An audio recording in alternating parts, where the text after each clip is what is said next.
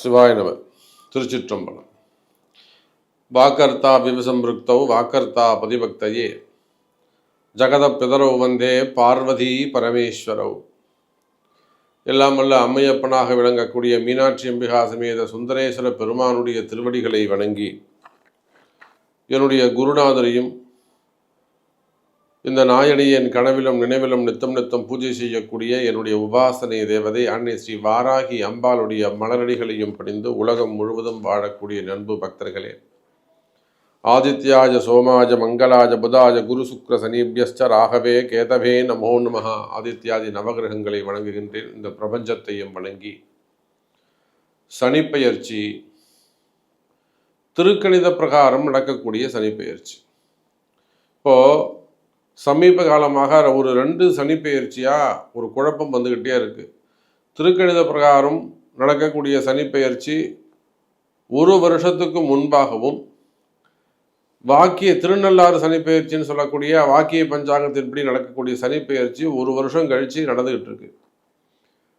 எப்பொழுதுமே இந்த திருக்கணிதத்துக்கும் வாக்கியத்திற்கும் கொஞ்சம் வேறுபாடுகள் இருக்கும். ஆனால் இந்த அளவுக்கு கேப் இருக்காது. ஒரு 6 மாதம், 1 மாதம், 20 நாள், 15 நாள் அந்த மாதிரி தான் கேப் இருக்கும். ஆனால் இந்த முறை கிட்டத்தட்ட 1 இயர் கேப் வந்துடுது. அப்போ இப்போ நாம் பார்க்கக்கூடிய சனிப்பெயர்ச்சி திருக்கணித சனிப்பெயர்ச்சி மார்ச் மாதம் 29ஆம் தேதி 2025. அப்போது இந்த மார்ச் 29ஆம் தேதியில் இருந்து சனி பகவான் கும்பராசியிலிருந்து மீனராசிக்கு பயிற்சி அடைகிறார் திருக்கணித பிரகாரம். இப்போ நம்ம எதை நம்புறது? வாக்கியத்தை நம்புறதா, திருக்கணிதத்தை நம்புறதானா? பலன்கள் சொல்லக்கூடிய மேக்சிமம் அஸ்ட்ராலஜர்ஸ் எல்லாமே பயன்படுத்தக்கூடிய ஒரு கணிதம் திருக்கணிதம் தான். கோவில் அனுஷ்டானங்கள் எல்லாம் வாக்கியத்தின்படி நடக்கிறது. அதனால் இது கிட்டத்தட்ட ஒரு 80% இந்த சனிப்பெயர்ச்சி உங்களுக்கு பொருந்தும். உலகம் முழுவதுமே பொருந்தும். சரி, சனிப்பெயர்ச்சி உலகம் முழுவதும் வாழக்கூடிய நண்பு பக்தர்களை நீங்கள் எல்லாம் ஆவலோடு எதிர்பார்த்து காத்திருக்கக்கூடிய சனிப்பெயர்ச்சி. மெயினாக எந்த பயிற்சிக்கும் இல்லாத ஒரு மிகப்பெரிய ஒரு எதிர்பார்ப்பு சனி பயிற்சிக்கு இருக்கும். காரணம் என்னென்னா, அவன் கஷ்டப்பட்டு இருப்பான், அழுதுன்னு இருப்பான், வெளியே சொல்ல முடியாமல் குமுறிண்டு இருப்பான். ஐயோ, கட்டி போட்ட மாதிரி இருக்குது சாமி, எனக்கு என்னை உட்கார வச்சு அப்படியே கட்டி போட்ட மாதிரி இருக்குது சாமி, என்னால் எழுந்து ஓடணும். நான் ஒரு 82 வயசு தாத்தா சொல்கிறாரு அன்றைக்கி, எனக்கு வருமானமே இல்லை சாமி, எனக்கு வருமானமே இல்லையே. 82 வயசுல உங்களுக்கு என்ன வருமானம்? பசங்க போட்டாங்களா, சாப்பிட்டாங்களா, நிம்மதியாக இருந்தீங்களா, ஏதாவது நமச்சிவாயம் சொன்னீங்களா?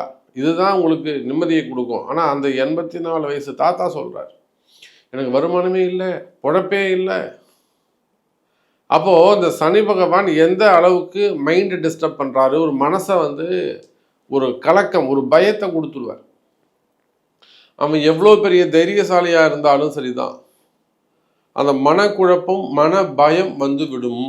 ஃப்யூச்சர் என்ன ஆகுமோ, ஃப்யூச்சர் நமக்கு பெட்டராக இருக்குமா, நம்ம தோற்று போயிடுவோமா, இன்றைக்கி இருக்கிற ஸ்டேஜ் காப்பாற்ற முடியுமா, இல்லை இந்த ரேங்க்லேருந்து இந்த ஸ்டேஜ்லேருந்து நம்ம இன்னும் லோயஸ்ட்டாக இறங்கி போயிடுவோமோ, லைஃப் மாறிடுமோ, இதை விட நம்ம வின் பண்ணவே முடியாதா, நம்ம பசங்களுக்கு என்ன பதில் சொல்கிறது, பொண்டாட்டிக்கு என்ன பதில் சொல்கிறது, சொசைட்டி நம்ம பார்க்குறவங்களாம் சிரிச்சிருவாங்களோ, இப்படின்னு தேவையில்லாத மனபயம், மனக்குழப்பம், அதே போல் கலகம், அதே போல் உடல்நிலை ஆரோக்கியம், மெயினாக ஆயுள் பாவம் சம்மந்தப்பட்ட இந்த சனி பகவான் எனக்கு 7.5 சனி, எனக்கு 8.5 சனி, ஜென்ம சனி, அர்த்தாஷ்டம சனி, அஷ்டம சனி, கண்டச்சனி, இதெல்லாம் வந்ததுலேருந்து எனக்கு ஹெல்த் இஷ்யூஸ் ரொம்ப வந்துடுது சாமி. உடல்நிலை நல்லா இருந்த உடம்பு, நம்ம நிறைய கேள்விப்படுறோம். அவர் ஜிம்மில் அவர் ப்ராக்டிஸ் கொடுக்கக்கூடியவராக இருப்பார். அவரே அதிகமாக ப்ராக்டிஸ் பண்ணான்னு சொல்லிட்டு அங்கேயே ஹார்ட் அட்டாக் கிட்டத்தட்ட ஒரு 3 பேர் நாம் நேரடியாக நியூஸில் பார்த்தது 3 பேர். இப்போ ஊருக்கெல்லாம் கற்றுக் கொடுக்கக்கூடியவர், எதை பாடி ஹெல்த்தாக வச்சுக்கணும், லாங் டைம் வாழலாம், டெய்லி எக்ஸசைஸ் பண்ணிங்கன்னா 100 வயசு வரலாம், நோய் நொடி இல்லாமல் வாழலாம். அதுக்கு தானே ஜிம்முக்கு போகிறீங்க, அதுக்கு தானே எக்ஸசைஸ் பண்ணுறோம். ஆனால் அது பண்ணுறதாலே அவர் உயிர் போயிடுச்சு. அப்போ இதெல்லாம் யாருடைய கண்ட்ரோலில் இருக்குன்னா, கர்மா, அந்த கர்மா விதி யாருடைய கண்ட்ரோலில் இருக்குதுன்னா சனி பகவானுடைய கண்ட்ரோலில் இருக்குது.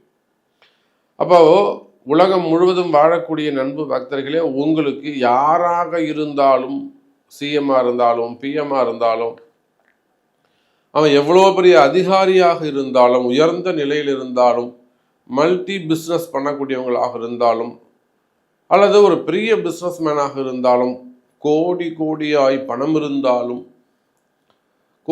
லட்சம் கோடியாக பணம் இருந்தாலும், உலகம் முழுவதும் அவர் பிஸ்னஸ் பண்ணாலும், உலகத்தையே ஆட்டி படைக்கக்கூடியவராக இருந்தாலும், ஏன்னா நம்ம எல்லாரையும் பார்த்துட்டோம். ஒசாமா பின் லாடன் அவரையும் பார்த்துட்டோம். அப்புறம் சதாம் ஹுசைன் அவரையும் பார்த்துட்டோம். அப்போது உலகத்தையே ஆட்டி படைச்சாங்க அவங்கெல்லாம். அவங்கள பார்த்தா உலகம், அவர் பேரை சொன்னால் உலகமே நடுங்கும். என்ன செய்வானோ, என்ன மாதிரியான கெடுதல் செய்வானோன்னு பயப்படும். ஆனால் அவங்களுக்கு கூட முடிவு காலம் என்ன? விதி தான். அப்போ யாராக இருந்தாலும், அவன் எவ்வளோ பெரிய ராஜாவானாலும், எவ்வளோ பெரிய தைரியசாலி அல்லது எவ்வளோ பெரிய திறமசாலியாக இருந்தாலும், விதின்னு சொல்லக்கூடிய அல்லது கர்மான்னு சொல்லக்கூடிய சனி பகவான் முன்பு முட்டி போட்டு தான் ஆகணும். சார் அவர் ரூம்லையா போய் முட்டி போடுவான் சார். யாருக்கும் தெரியாத மாதிரி வெளியில் தெரியுமா பேசுடா, கவுண்டர் பண்ணி மாதிரி தான் நான் அடிச்சிடுவேன்டா ஐன்னு கத்தி எட்டுன்னு வெளியில் வருவான். ரூம் உள்ளே போய் முட்டி போட்டே ஆகணும், கை கட்டி தான் ஆகணும். அப்போ சனியை மிஞ்சிய ஒரு கிரகம், தட்டி கேட்கக்கூடிய ஒரு கிரகம் வேறு எதுவும் இல்லை. ராகுலாம் பழி வாங்கக்கூடிய கிரகம். அவன் என்ன தப்பு பண்ணியிருக்கானோ அந்த தப்பு என்ன தப்பு செஞ்சாங்கிறத ஜாதகத்தை சுட்டி காட்டக்கூடிய ஒரு கிரகம், அது பழி வாங்கும். சனி பகவான் பழி வாங்கக்கூடிய கிரகம் அல்ல, தட்டி கேட்கக்கூடிய கிரகம்.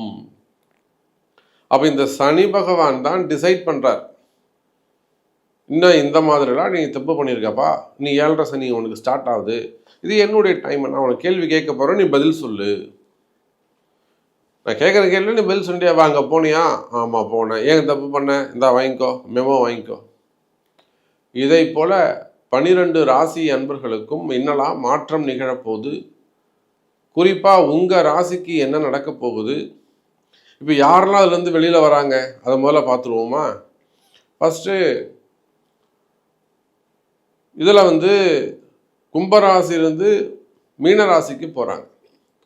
அப்போ மேஷ ராசி அன்பர்களுக்கு முதலாக 7.5 சனி ஆரம்பிக்கிறது. நோட் பண்ணிகிட்டே வந்துருங்கல்ல பாயிண்ட்டு. 7.5 சனி மேஷ ராசிக்கு 7.5 சனி ஆரம்பமாகுது. மகர ராசிக்கு 7.5 சனி முடியுது. சார் மகர ராசி கம்ப்ளீட் ஆகுது, சந்தோஷம். கும்பராசிக்கு ஜென்ம சனி முடிஞ்சு பாத சனி ஆரம்பம்.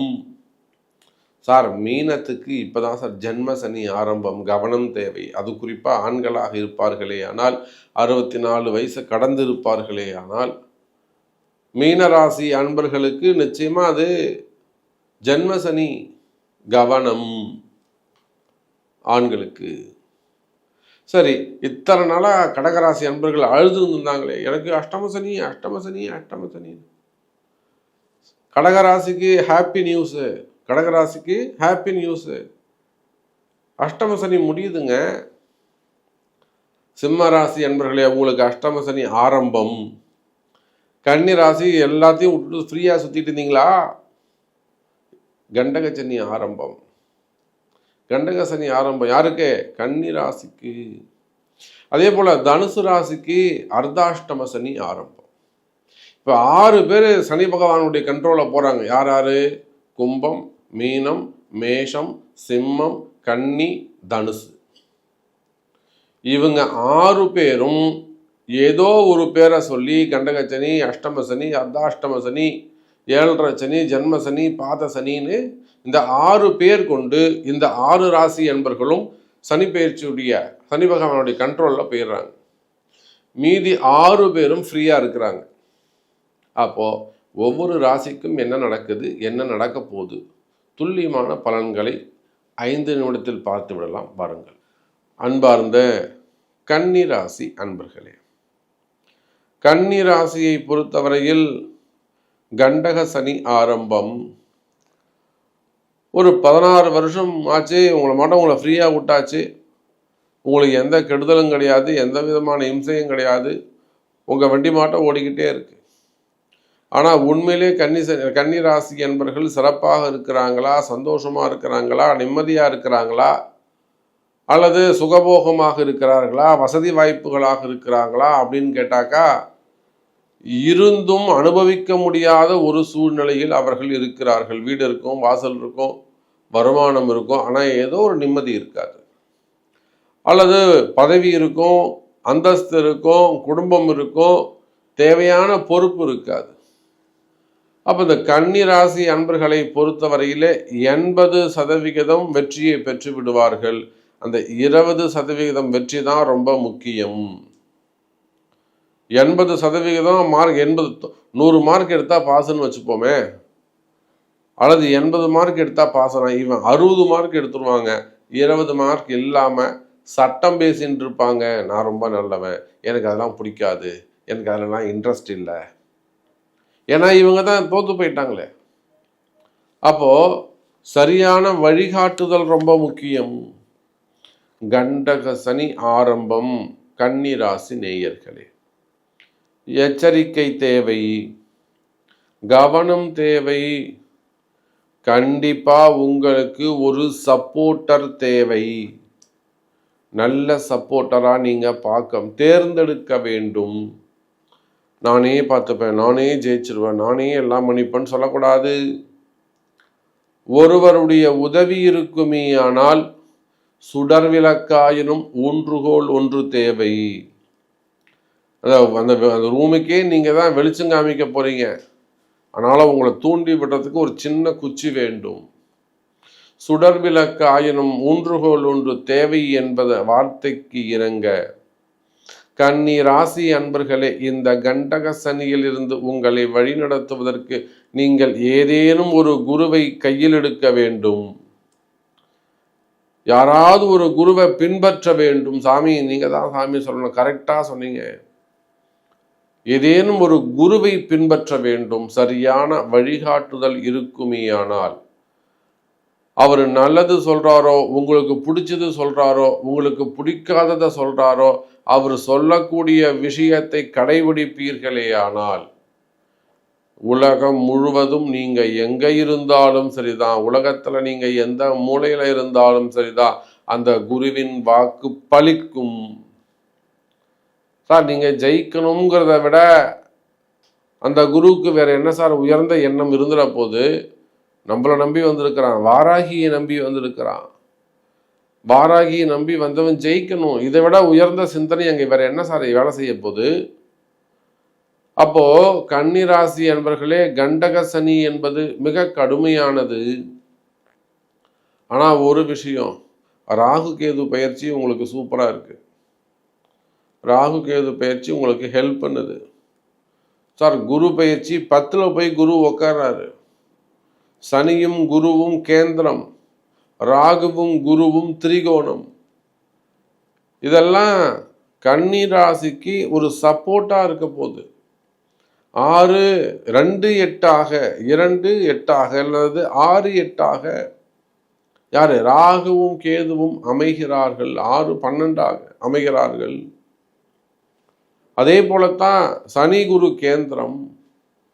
ஸோ இந்த கிரக அமைப்புகள் எல்லாம் கன்னி ராசிக்கு சிறப்பானதாக இருந்தாலும் ஒரு குருவின் பேச்சை கேட்பது நல்லது கன்னி ராசி அன்பர்களே என்பதை சொல்லிக்கொண்டு மீண்டும் ஒரு அற்புதமான பதிவில் உங்களை சந்திக்கிறேன். நன்றி. நமச்சிவாயம். ஜெய் வராகி. ஜெய் ஜெய் வராகி.